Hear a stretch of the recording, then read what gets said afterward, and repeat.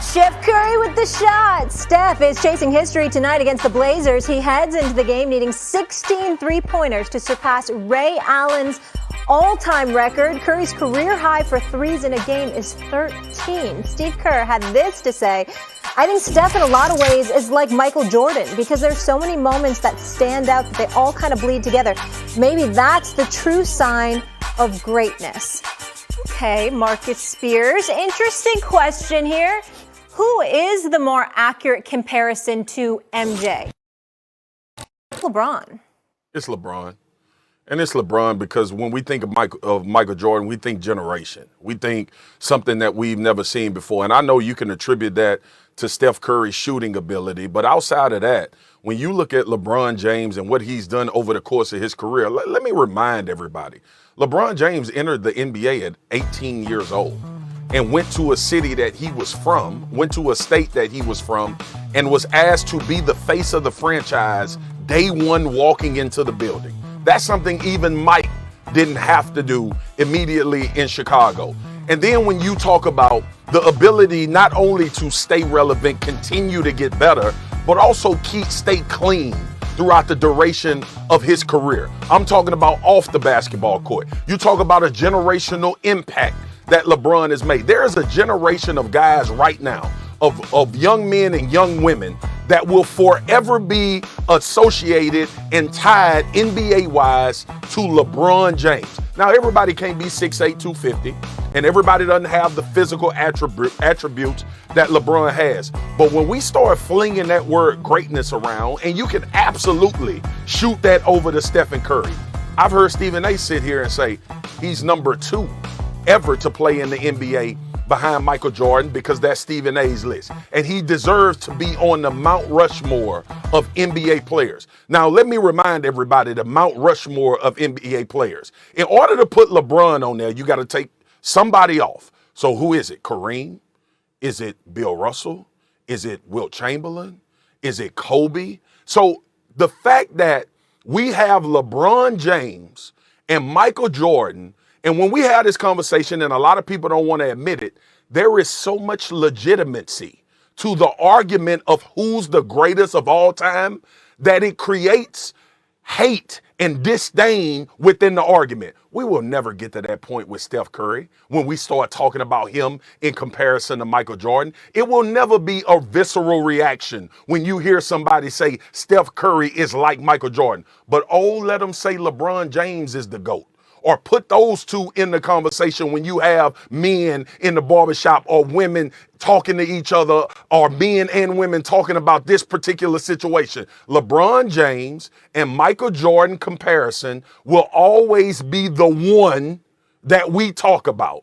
Outside of that, there is no more to talk about when it comes to more like Michael Jordan. And the only reason we have the reaction when it comes to LeBron is because he's done and reached feats that we've seen Michael Jordan do and never thought we would see anyone else be capable of reaching. You're wrong. And the reason why you're wrong is because you're not answering the question appropriately.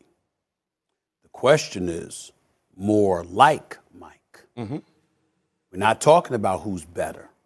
I have LeBron James number 2 all time in the history of the sport. That's with Kareem Abdul-Jabbar, that's with Bill Russell, that's with Kobe and Kevin Durant and the list goes, Larry Bird, Magic Johnson, the whole bit. I have LeBron James number 2 all time. Mm-hmm. That's how profoundly great he is. And I want to say this. We got to call it like we see it. So when I'm critical of something that I see, I'm critical of what I see in that moment. But let me be very, very clear.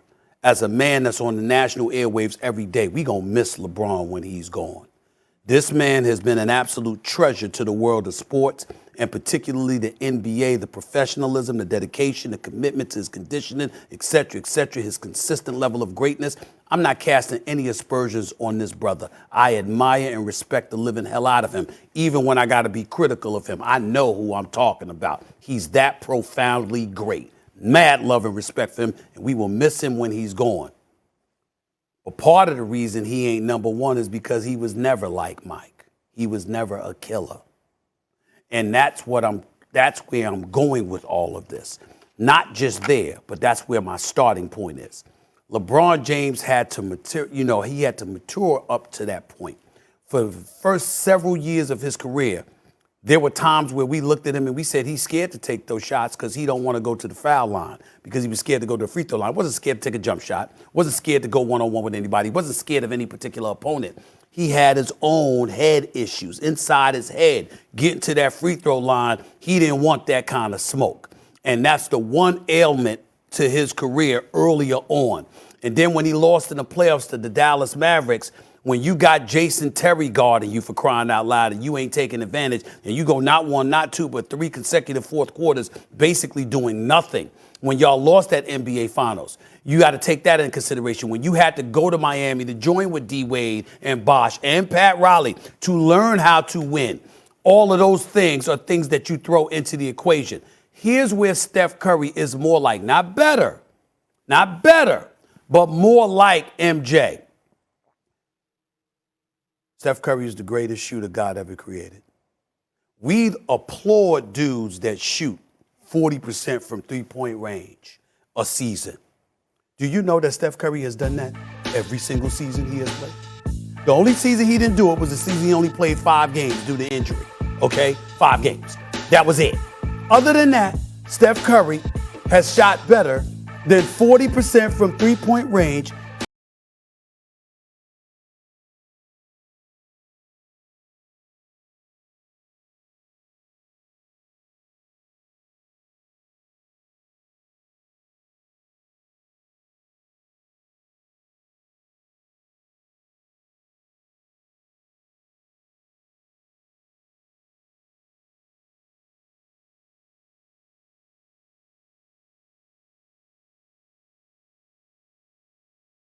When you thought about going up against MJ, Swagoo, you were scared to death on how to defend him, okay?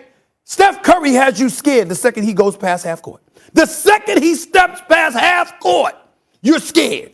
And so what happens is that spreads the defense, and it makes every defense vulnerable to all the ancillary parts around Steph Curry, because you opening up shots for the Jordan Pooles and the Toscano Andersons and the Gary Payton IIs, and the list goes on and on and on.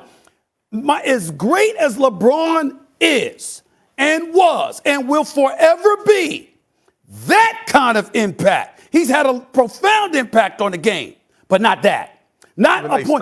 Not when you had to be scared of him from the moment he stepped past half court. Come on, don't do that. Don't do that, because I know what's happening with Stephen Curry right now. I see what's happening. I understand that he's shooting at a high clip. No, I'm just talking about right now, because I think that's what he's been doing. About. But it sounds to me that you dismissive of LeBron James by saying that about Stephen Curry. No, when we talk about moments, Stephen A., why you think Steph wanted KD in Golden State? Say what? Why do you think Steph Curry wanted KD in Golden State? Oh, to beat LeBron James? To beat LeBron and because of the profound. Go ahead. Whoa. LeBron, and listen, we might have issues with the head case that Kyrie Irving is. We ain't got no issues with his game. It's Kyrie Irving. Kyrie played with LeBron. LeBron didn't have no one. LeBron had Kyrie and Kevin Love. But let's not forget that now. But S.A., what I'm saying is, if Stephen Curry is the guy that you just finished describing, okay, and you've said on this show a number of times and talked about how Jordan took the hard way, and it took a long time for MJ to get past the Pistons. And he went through the beating and the bruises of doing all of that. My point is this. When you make those points about Stephen